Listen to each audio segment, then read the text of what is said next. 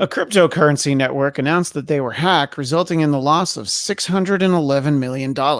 Oh no, it's going to take a lot of crossed fingers in order to make back that much imaginary money. In Florida, a judge is allowing Norwegian cruise lines to require passengers to show proof of vaccination. The cruise line just wants to make sure passengers are healthy enough to slam 5 strawberry daiquiris and puke in the pool.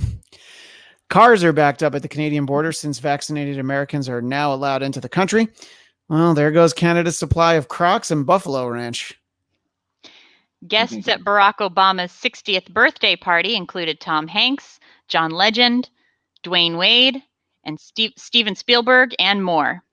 Now, it wasn't just Democrats. Scott Baio was there too, parking cars. And finally, the U.S. won more Olympic medals than any other country, but we don't like to brag, so that's why it's printed in a small font on the vaccines we distribute globally.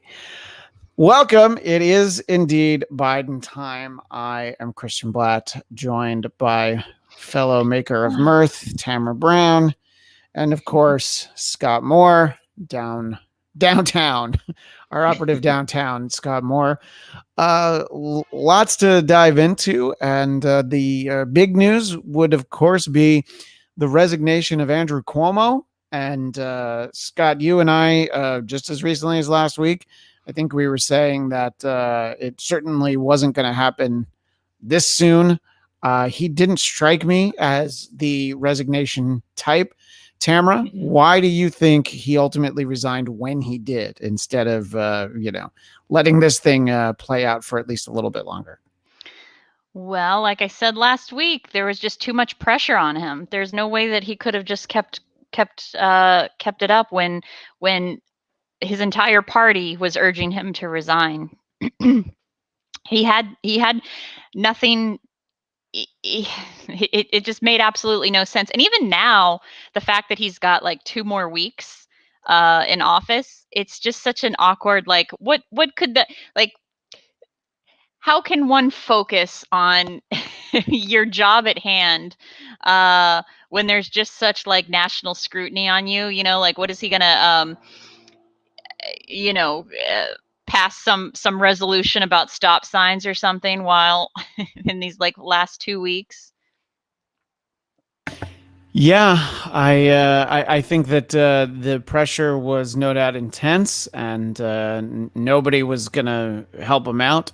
Scott, how surprised were you that he resigned yesterday? And what do you, if you had to guess, ultimately, was it the pressure, or is it maybe something that was about to come out, and it's like, okay, yeah, I'm just gonna go ahead and get out now? I think it was the pressure.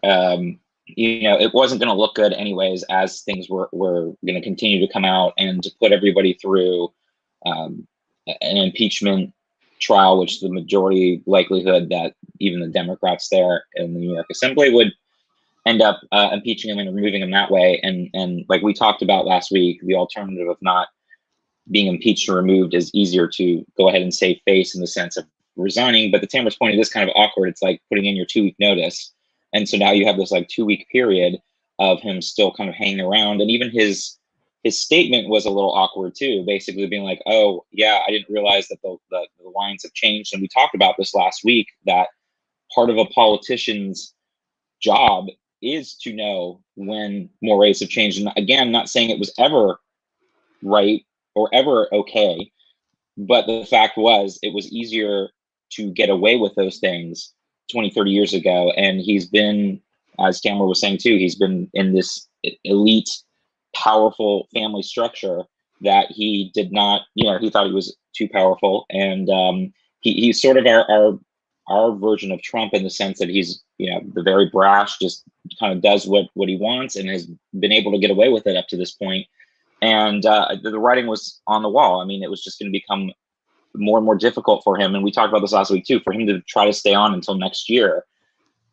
It was just kind of crazy to wait for the voters to put in there. He saw the numbers. Yeah. He saw the poll numbers with Democrats, 57% of Democrats in the state wanting him to resign. When you start seeing those numbers and you're isolated from everybody in your team, you know that, you're basically, the writing's on the wall and you don't really have a choice anymore.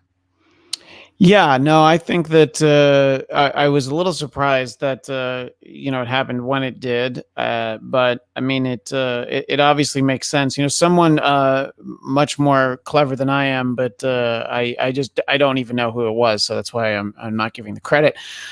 Pointed out, that clearly Cuomo's not going everywhere. Excuse me, Cuomo's not going anywhere because the last time he told us something was just going to take 2 weeks, it lasted a year and a half. So kudos to whomever said that. But yeah, I know the 2 weeks is odd because when Nixon resigned, it's tomorrow at noon. He's like, you gotta let me clean out my desk for God's sake. I gotta I gotta erase a few things before I leave. And yeah, he's got 2 weeks. I'm like, can he pardon people in those 2 weeks? I mean, like, what exactly is he gonna do Right. with that much time? And it's like the end of the summer. Come on, if there's ever a time to take off, it would be that. But yeah, I mean, I think it really comes down to just not being able to read the room, and the room being the state of New York. But most significantly, Tamra, do you feel he needs to give back his Emmy that he won last year? Did he win an Emmy? I didn't Yeah. know that. Oh yeah, because Yep. he was on TV in New York every day. I mean, he was for people that I know lived in New York. People did He was love a yeah. his COVID updates. Yeah, it was a Yeah. soothing presence for Mhm. people in New York to have him there, and it helped calm some people down. So that I believe it's one of those honorary Emmys. I don't think he was like nominated for best press conference, and he beat out some other ones. He beat out some guy in FEMA, but so yeah, and it's interesting because the little tidbit is, I haven't lived in New York in almost 20 years. And I just forgot that he's now the fourth governor that's had to resign in disgrace, consecutive. I forgot about David Patterson, and obviously Elliot Spitzer, and Mhm. then I'm missing somebody because if I believe he's the fourth. And Patterson was Spitzer's deputy, so Mhm. that one wasn't a shock. And but in any case, somebody remind me in the chat if you can remember. I can look it up. But oddly, New York is now in 2021 going to have their first female governor. I don't know anything about her. I don't even know how to say her name because it's like Hakl. When you look at those letters, I'm like, oh man, what are you doing to me? Somebody's gonna have to tell me how to say that because I just don't know. I can't sound it out. I mean, it's Hochul. I would say Hockle, but it's probably wrong. Yeah, I know that's You how I know, would say it. But yeah, but so we'll be able to figure out what it is, at least until she's, of course, forced to resign in disgrace, because apparently that's what New York that's governors do. they're trying to take over Illinois. Corrupt governors. That's their. Yeah. Yeah. Yeah, and I have a friend in Texas who actually posted that wait, New York has never had a female governor before. Didn't we, as in Texas, have one like 100 years ago? And I mean, I remember Ann Richards was the big one. Yeah, I and mean, Richards. Yeah. but so even that, and I mean, it's so again, but when it comes down to this, obviously, you have the attorney general who is planning to run for governor. How much of it was political enemies seeing this as like, oh, this is really the time where I can benefit myself by getting this guy out of the way? And I'm not even talking about the lieutenant governor, Hochul, or however you might say it, Scott. Do you feel like there's, that this is a concerted effort to like, yeah, let's get this guy out of the way, or was it really just like, this guy is bad for the brand? I mean, we can't have this guy representing Democrats in the state of New York. Yeah, I mean, look, exactly. I mean, that's part of the reason is that he was dragging down Democrats, and they are going to be running an important race next year, and it would have been for him for his fourth term. So look, he's already been in office for over a decade, so he's been there a while. And the concern is, and we see that even out here with California with the recall, is that you could have two of the biggest states with Democratic governors have a chance of moving out. And he was a star last year for all intents and purposes for the COVID things that we were talking about. And that is sort of the difference between Democrats and Republicans, right? I mean, again, taking it very seriously, you have Donald Trump, who was in office and had even more people and more reasons of having issues with harassment and other things with women. And nobody's, and I found it kind of ironic that a lot of Republicans were cheering this on, talking about Cuomo's downfall, and yet they have Donald Trump in their midst, and they also have Matt Gaetz, who's still in office as well. And so it's a whole different thing where Democrats are like sometimes almost too quickly, like with Katie Hill, and obviously with what's his name? Al Franken in Minnesota. Sometimes they go too fast with some of this, but that's the difference between the two. And they know that he was going to be a toxic brand. And when you have the midterms coming up next year, even in places like New York, where you only need to pick off a few of those conservative districts in upstate New York that are very, very Republican, and that can make a big difference if you're dragging down the vote for those places to make the whole difference on the House as well, being Democratic. So it was very important to make sure that they had a clean slate. And in a weird sense of irony, it just happens to be coincidental that, we're seeing Cuomo step down from issues that he had with women, and you're replacing him with a woman lieutenant governor, which is quite interesting to see that change. Just again, coincidental that she was lieutenant governor.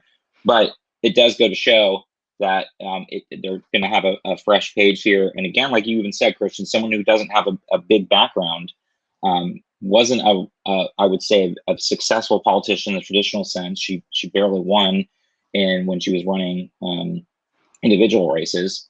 But it always helps in a state like that to have the D next to her name, and we'll see how she does in handling the state, and then if she'll run for a full term next year. Yeah, and I did look it up. It's just the three most recent New York State governors are the ones to resign, because before that was George Pataki, and he did not resign. And I do remember that when George Pataki was elected governor of New York, I was newly in college, and I had not voted for him. But within the first week, he raised the speed limit from 55 to 65. And I was like, hey, this guy's not so bad. There was like an immediate impact in my life. And I was like, hey, all right. But in any case, Tamra, so what do you think for, and again, I should have at least taken a minute to try and figure out Kathy Hochul's name, or however you actually say it. So to sort of have this dumped in your lap, and I think she obviously realized that this was very possibly coming her way. How do you think you approach one of these things of this guy who was beloved in one heartbeat and then like reviled in the next? There's a little bit of a roller coaster. How would you approach kind of taking over this job? If they gave it to you, well, I was going to say if they gave it to you tomorrow, but if they gave it to you in 2 weeks. Well, I mean, I think her her best course of action is to just keep her head down, not try to be any kind of star. And it doesn't seem like she's the type of person that, I mean, so far there have been no bold statements or anything that's showing that she's got some kind of bold what's the word I'm looking for? Sort of just one of those flashy politicians that's really trying to make headlines. So it's clear that she's not like that, and she's just trying to keep her. I think her best course of action is to, keep her head down and refer to the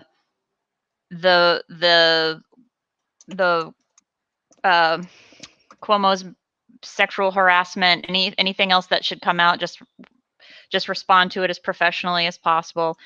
I'm glad that I had said that I think he was going to resign soon. The statement that he made, I just wanted to comment on, because I feel like it is the best that's the kind of statement that somebody in his position needs to make, which is, he basically said, like, I didn't think I was doing anything wrong, but times have changed, and I didn't realize that my actions were affecting people like this. And to me, I know, someone might say otherwise, but I feel like that's what is he going to say? Like, oh my gosh, I'm so sorry, I didn't realize, like, no politician is ever going to give any sort of like pleading apology. So I feel like, in this day and age, to say like, oh, times have changed, I didn't realize, it's just like, come on, it's times have changed. Like, it's not like once Me Too came about, suddenly, the world just shifted speeds super dramatically. It's like, if you were, reading the room, as Scott said, as a politician should, properly, you should be aware of what has been and has not been acceptable behavior. So, even though he hasn't seemed to, he's stayed insular and hasn't understood why certain things are off limits. I did think that his statement, he did admit, take some responsibility. So I did appreciate the statement that he made. Yeah, I mean, on the one hand, times have changed is something you say if, it's 2021 and you still have a flip phone or a beeper, I mean, that's when you're like, whoa, times have changed and I got left Exactly. behind. But Not, these, you can't give a coworker a lower back massage. Times have changed. yeah, I mean, yeah, exactly. I think that it was what he had to do, and as I guess apologies from politicians go, at least it wasn't one of those, well, I'm sorry if I offended anybody. I didn't realize everybody was so uptight around here. Exactly. But Scott, the reality of it is, do you think he's likely to still be impeached? Or do you think with him resigning, they're like, all right, let's just move on? Or obviously, Republicans in the state will certainly call for that. But how likely do you think it is that they would continue in those efforts? I think it's unlikely. That's sort of why, he did this, to get it out of the way. Because, we had this whole discussion with Donald Trump back in January, and it came down to, are we going to impeach him after he left office? And, again, for the state, at that point, what is it going to do? There are some criminal cases that are going to be ongoing with Cuomo already that are moving forward. So it doesn't really make sense to do an impeachment at this point. I'm sure that was part of his deal. Is like, hey, I'm going to leave. I'm going to resign. And I just don't see at that point that the state is going to want to go through that. Because at that point it doesn't serve any purpose, especially if there's going to be some criminal cases ongoing. If he's going to resign. If he wasn't, then obviously they would have accelerated the impeachment. But now it really wouldn't make sense in this case. Yeah, I mean, Tamara, do you feel like it's, this kind of ties into something that Sam said. The Cuomo thing is all political theater, regardless of which side of the aisle you're on. I think to some extent that's true. But if they were to go through an impeachment after the guy's already resigned, I think that would be the ultimate in that political would be theater. Political theater. Yeah. I kind of don't understand what he means by this is political theater, because it's what's the theatrical part of it? Yeah, well, I mean, and Sam, feel free to expand on that. I mean, and I think that there is the argument that as wrong as it is, and we talked about this last week, as wrong as it is to be inappropriate and sexually harass people, there's also like, he's not resigning for, the thousands of people who died in old age homes. Yeah, in the nursing homes, so it's like, that's not why he's resigning. So it's so I mean, the theater part of it is like, oh, this is the thing that he's sorry about, or feels like he knows he needs to say that he's sorry about. So it'll I think that that's the legacy there. And Chris Cuomo, we talked about him last week. He has been it's funny, every time that Chris Cuomo has a previously planned vacation, it always coincides with when his brother gets in trouble. But he has some time off. Sam adds, I wonder if Bill Clinton would have actually been removed from office had he been president in 2020 and the Lewinsky Gate had happened. I think it would have. I think he certainly would have. If and you know if Andrew Cuomo had been the mayor of New York in 1998, I think he probably would have stayed. I Exactly. think that in those times you had enough people who were invested in things like how much is it going to cost us to make this go away, like and just paying people off. You know what I mean? Maybe if it was 2015, that would have still worked, but. Yeah, it's I have thought about that over the years. That Bill Clinton is still this beloved figure, despite I mean, well, lying amongst other things. I But don't know if I'd say beloved. I'd say he's accepted yeah, at well, best. yeah. I mean, look, when you have a room that's going to include Jimmy Carter, Bill Clinton, George W. Bush, Barack Obama, and Donald Trump. So if you put all of your former presidents together in a room, I'm pretty sure Bill Clinton is going to rank probably second in the popularity poll, maybe third, because oh, God love Jimmy Carter building those houses. It's hard to not love Jimmy Carter. People who feel, regardless of who people felt between, in 1980. But I know what you're saying. He's, his legacy would have been much different had that not happened. If he'd been able to, one, behave himself, and two, not lie about it. And Sam says that I pretty much nailed what he was trying to say with the political theater because, of course, I'm very smart.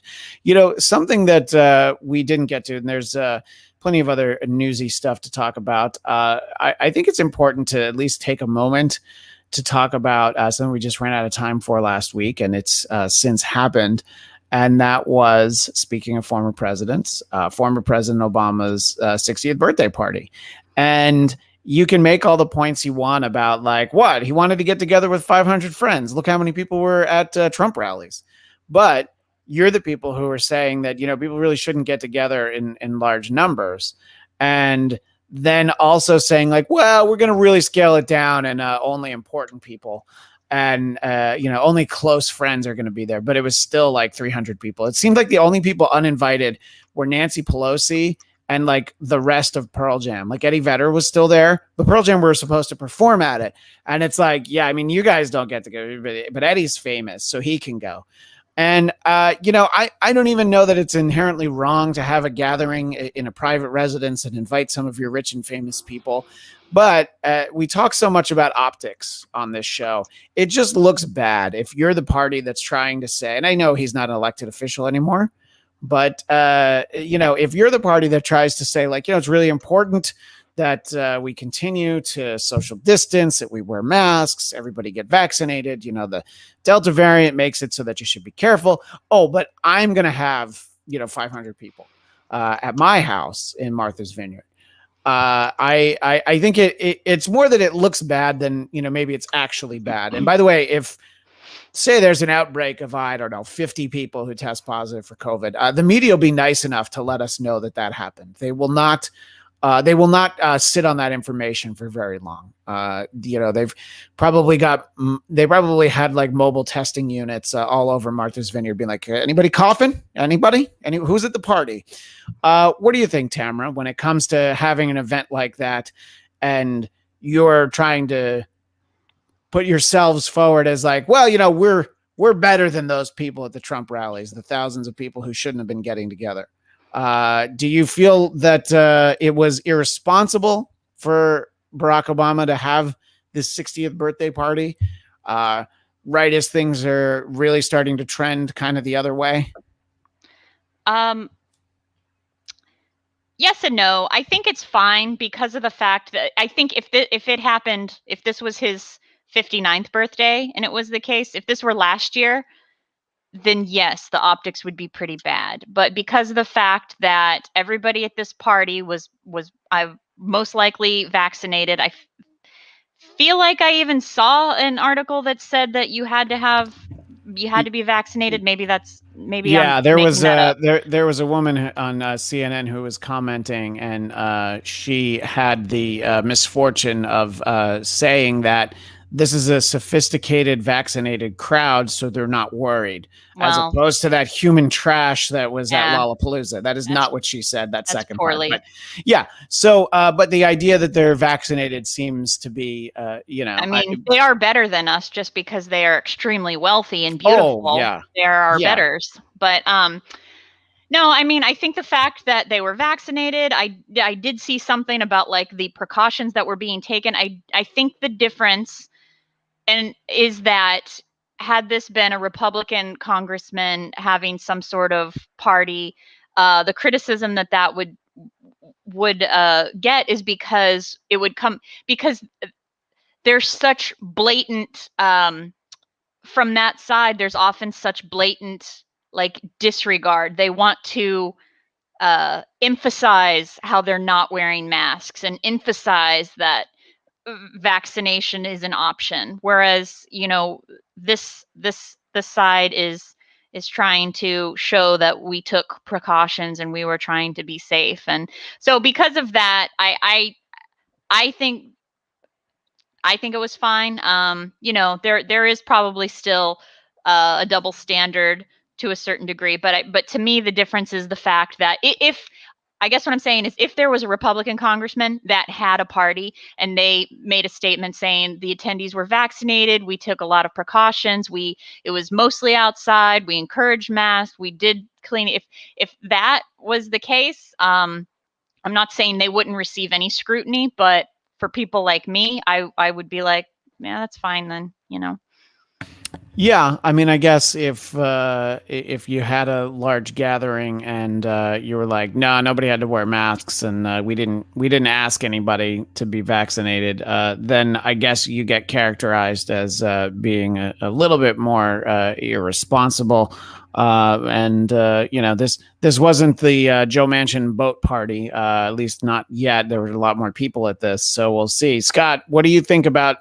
As we're talking about again, the optics of Obama having this huge birthday party, right at a time when people are being, discouraged from having, I think even places like Hawaii are saying that more than 25 people shouldn't get together at this point, whether they're vaccinated or not. Yeah, I actually take a different tack than Tim on this because I feel that our leaders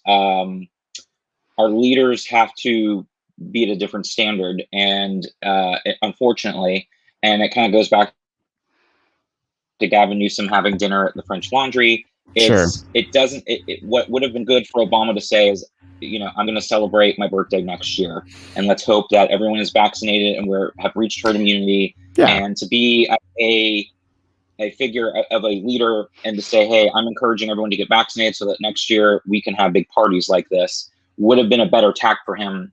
I get it. I had a big birthday last year. Everything was shut down. But just from an optics perspective, it's just part of the game, especially as a politician, because you are representing people and they are looking up to you, and to say, oh, it's okay for me to have my star-studded event, but you guys should not. As a leader, they have to take more of a go even further and say, hey, I'm representing people, and this is the type of leadership that I'd like to be able to mold for other people to see. Right. I like President Biden when he wears a mask. It's that same thing. Like, hey, we as much as we want to do this, we're going to wait until next year, and we'll do a big Zoom party. And in the meantime, make sure you get out there and get vaccinated. It's safe. And then next year, hopefully we'll all be able to have our big parties and follow from things that we missed over the past 2 years of the big celebration. So it would have been better for him to have held off until next year. Yeah, and you even make a joke out of it, and you say, Right. you know what, I'm still using the same napkins that I had printed up for this year. All right, I'm Like not making new napkins. They're not going to be 44 times 61. All right. Right, we're celebrating 60 again next year. Exactly. And by the way, Scott, your big birthday last year, I believe Eddie Vedder was there too. So that's something you have in common with the former president. And Scott Baio was parking cars. He was. Yeah. Sam says that he agrees with you 100%. Yeah, I think that to just go and have it anyway, and honestly, as different as the world was a year ago, if it was last year and it was a fundraiser for Biden. It's almost like, okay, that's very irresponsible, but boy, they needed to raise some money for but I think that it's if they had held it, I don't know, a month earlier, you started to, I think that people were a little bit less scared at that point. But Sam makes another point that Obama's party is exactly why people feel like COVID and the vax is BS. The rules apply to us peasants, but not to the elites. I think that's a lot of what Scott was saying. Like you can't eat at Del Taco, but I can eat at inside at the French Laundry. It's like, it's fine. It's like, yeah, they're vaccinated. Well, now, yeah, I mean, that's the difference now is that they're vaccinated, but you are trying to tell people, you're trying to make the point that even when people are vaccinated, you still want to be careful and maybe not go to these things. But yeah, I think that, it's not the outrage as if it had happened, if they had held this last year. I was sort of using an example of like, you'd have the excuse for why to do it. But yeah, it just looked bad to have this huge event. And I would probably feel differently if I had been invited. Maybe that's what it really comes down to. I guess that's probably why I have a different opinion of you guys then. Oh, right. But you weren't allowed to take any pictures, right? Mm-hmm. Yeah. I know the NDA. I had to sign an NDA. The DJ and Erykah Badu posting pictures that had to be taken down from the Obama party. Yeah, look, I think that that's what it really comes down to is just like how who are you inconveniencing by saying that we're going to have this party next year? John Kerry's still going to fly in on a private jet. Everybody's going to be fine. Oddly enough, Nancy Pelosi was still on Martha's Vineyard over the weekend, and I guess ran into Obama somewhere, but she had been uninvited to the party.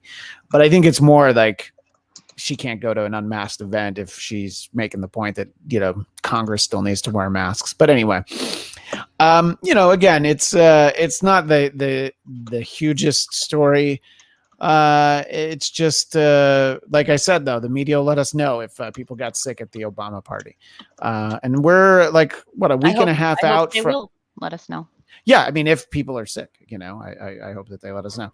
Yeah, I mean, we're about a week and a half out from when Lollapalooza happened, and they're be sure to let us know about that. And I think that to Sam's point about sort of, the media portrayal of things, we talked last week, there's some very discouraging numbers coming out of Florida. And then we found out, I believe this morning or maybe yesterday, that some of the numbers that were coming out of Florida were actually overreported. So it's like to a huge extent, we're talking like thousands and thousands more positive tests than there were.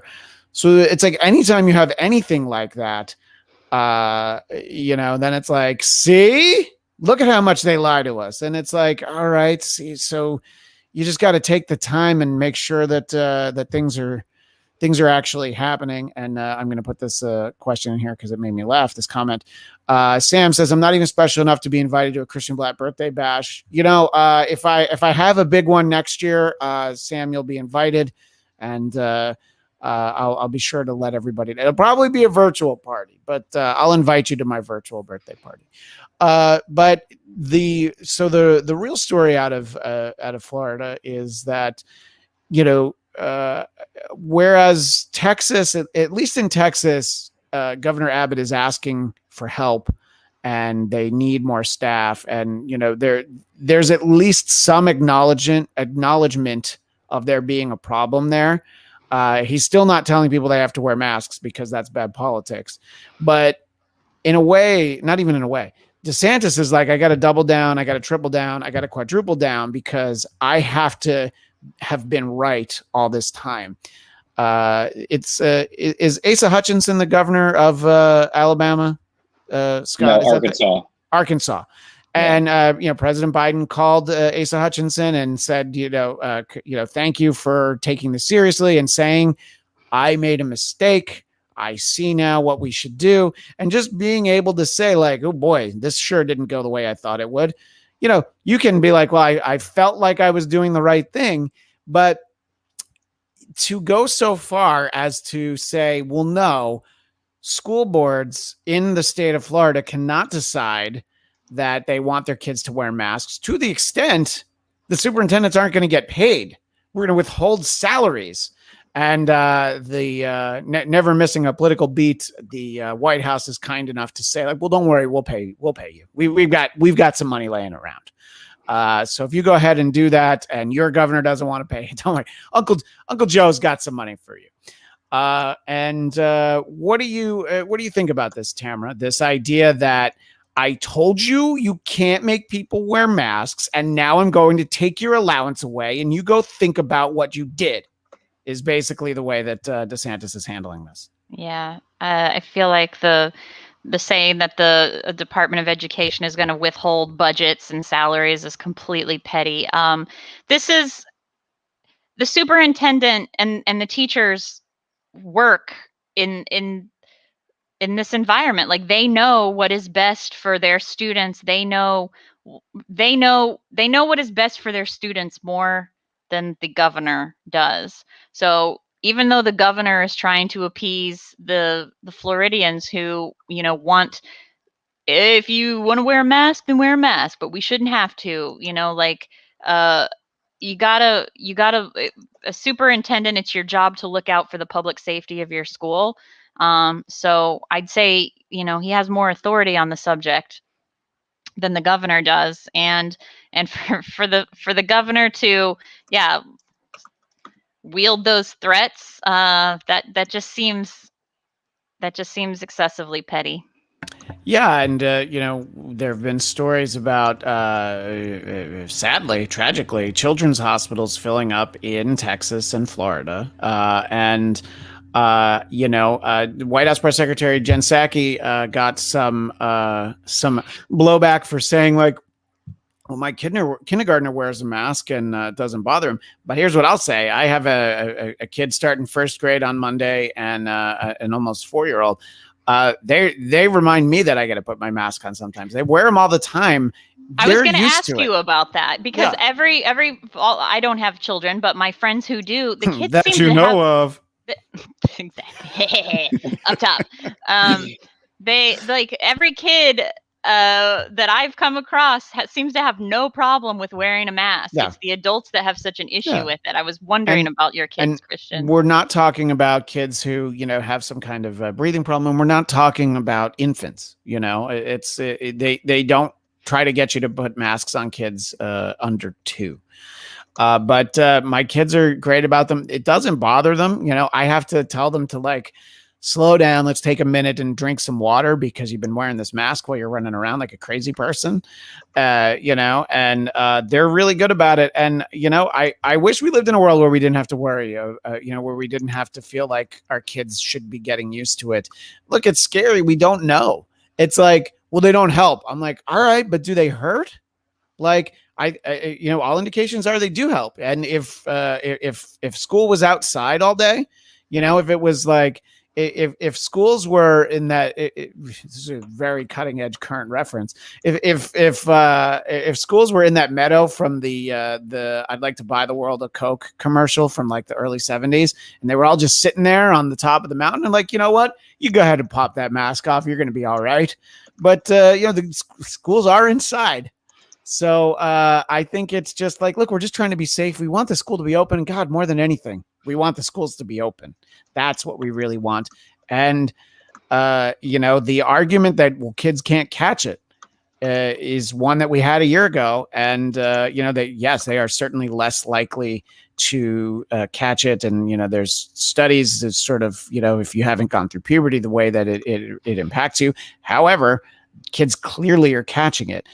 Scott, what do you think about the politics of this? The idea that you can't just be like, look, I'm telling you guys, you have to let people not wear masks, and don't you dare go against what I'm saying. Don't try and find a creative way to make people at your school wear masks.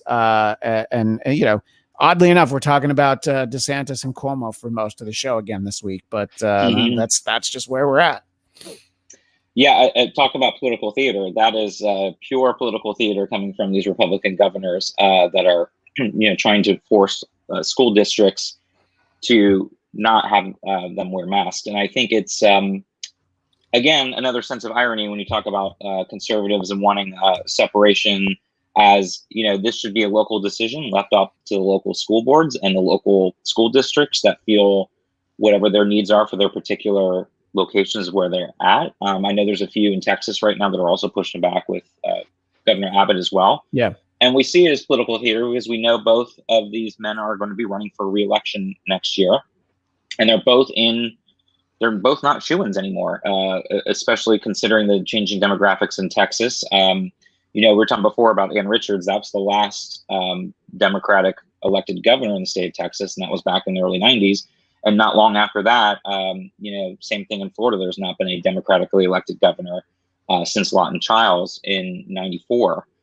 So who lost to Jeb Bush, and then Jeb Bush came back 4 years later and won, and there's been Republican governors ever since. Although Charlie Crist is potentially running for governor of Florida next year as a Democrat now, and he was a one-term Republican governor. So you're seeing that they're trying to throw the red meat to their constituents, and that's just pure political theater.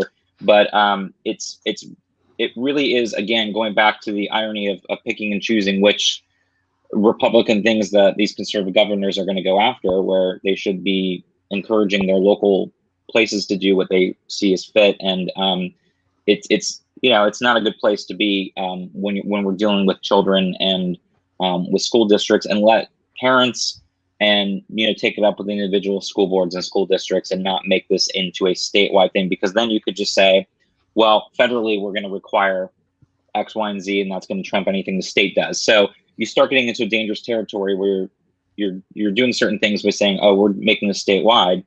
Well, then what's the difference of potentially saying, well, federally we're going to be requiring certain things too. So they should be more into allowing local areas to make their own decisions, and we'll see what happens with some of these lawsuits that are already out. And we saw, like we said with Arkansas, Governor Hutchinson said he regrets signing that, knowing that it was going to be overridden, which it would have been, like the trans bill was in Arkansas. But he at least came out and said he regrets signing it. And we see Governor Kay Ivey in Alabama saying the unvaccinated need to be vaccinated. So you are starting to see some Republicans coming around, because we talked about this last week. It's their constituents that are the ones that are not getting vaccinated. And if they're too ill to go out and vote, it affects their bottom line at the end of the day. So, I think you'll start to see some more Republicans coming out if this continues to drag on, especially, like we said, if they come out and say, like Pfizer, for instance, has now gotten the full FDA approval. I think you'll start seeing more Republicans come out and say it is safe and you should jump on, as we saw like 17 Republicans voting for the infrastructure bill. So I think you will start seeing more Republicans starting to move away from this, because it will be starting to be a bad look for them politically in the long run. And that's all they care about when it's all said and done. Yeah. And again, just to sort of put a button on it, I mean, the fact that we're talking about our kids getting sick who don't really get to make the decisions, our kids don't need to come into school like, well, I need to have my own individual liberty and not wear a mask. If your kid shows up at school without a mask, it's because you didn't want he or she to wear one, So it's I think the fact that you're telling individual school districts and communities that you don't know better than me.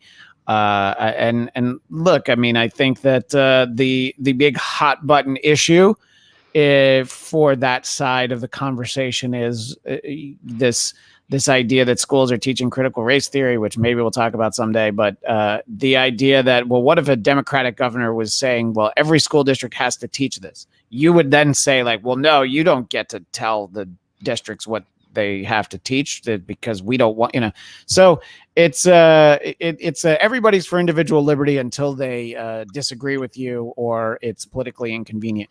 We only have a few minutes left, but I did want to take a moment to talk about the infrastructure bill, because of course it's very interesting and exciting. No, it's a $1.3 trillion infrastructure bill. And, we touched on it last week, and you mentioned it just a second ago, Scott. So 30 Republicans voted for it, right? in the Senate, right? I think it's 30. 17. 17. Okay, so it's all right. I gave them 13. I gave them credit for 13 votes. 30. I think 30. I think it was no, maybe it was 19. It was 69 votes that eventually had pushed it through. Right. And there's an interesting mix. You have some that you would expect, the more moderate Republicans, and then you also, and Republicans that are retiring, but you also have some more of the far right Republicans like Lindsey Graham and Mitch McConnell that voted for it as well. So yeah, I think that's why it's the most significant. Is I mean, you have those guys who, even a few months ago, if former President Trump is calling for anything, they're probably just like, yeah, it's not worth the headache to go against that guy. But that doesn't seem to be the consideration. I'm sure that that'll factor into future decision making. But what do you think the reality of getting, because it's like we said last week, there's the 4 or 5 Republicans that you're definitely going to get no matter what, Romney, Murkowski, that crowd. But the idea that you got a bunch more and, long tenured, high ranking Republican senator like Mitch McConnell. I mean, it's telling that it's like, well, if you want to work together, I guess you can actually get some stuff done, Scott? I think, there's kind of two sides to it. And part is the cynical side is, did some people like Mitch McConnell vote for it as a way to say, hey, we're doing this bipartisan thing. Don't get rid of the filibuster. And so you see some of that coming out too, is like, is there a calculated reason why he said yes? Because originally he was like a hard no, because he did not want it to then go on. And now the secondary thing that the Democrats are going to do with a $3.5 trillion go it alone strategy for their other things that they want to do. And he said, I'm not going to be yes to letting this first one go through to just let you Democrats do the second part. So there is some calculation there of some of these Republicans voting because, one, they know it's popular with their constituents, but two, they want to come back and say, see, we did the bipartisan thing, and now you Democrats are going to, do away with the filibuster, which, is to your own detriment. So there is some calculations going on there. It's a little both, but I think that's part of some of the maneuvering with some of the more conservative members in the Senate is for that too, to try to keep the filibuster. But then you see other ones like Susan Collins and Lisa Murkowski and Mitt Romney and some of the other ones where you think that, they were doing it because it's going to be a good deal and it's going to be popular with their constituents at home, and it's going to provide jobs for a lot of people in their homes. And in the state of California, for instance, is going to benefit a lot from this infrastructure deal. So there's a little bit of that there, but part of me is like, not 100% without thinking of what Mitch McConnell is thinking for his calculations in the back of his mind. And I think it's all towards the filibuster. Yeah. And Tamra, I have to apologize. We're very light on time. And I know that you had prepared a very elaborate interpretive dance of your favorite part of the infrastructure bill. We're not going to be able to get to it today. So instead of being able to turn the floor over to you for that, just your thoughts on sort of what I said is the idea of like, oh, look, you could actually get a bunch of Republicans to vote for stuff when they're not cowering in fear behind a game show host who might say something mean about them. Yeah, I think, I mean, I'm not sure exactly specifically what the bill does have in it now, but that's why you wanted to show us in dance, because right, exactly. But I do know, I'm not that surprised that some more of the far right Republicans came on board, because I know that one of the things that was negotiated out of it was they were going to withhold federal money to any city that defunded the police. And so since that is now part of it too, I know none of the Democratic senators have been in favor of defunding the police. So right. That's not. Yeah. No, there was an amendment that reflected that. I guess Tommy Tuberville was the one to present it. If you remember, Senator Tuberville, Rudy Giuliani thought he had his number in his phone, and he called the wrong senator, but that's neither here nor there. And Cory Booker apparently spoke in favor of it, and that was something that passed 99-0. So we all want to know who the one was, and it's out there.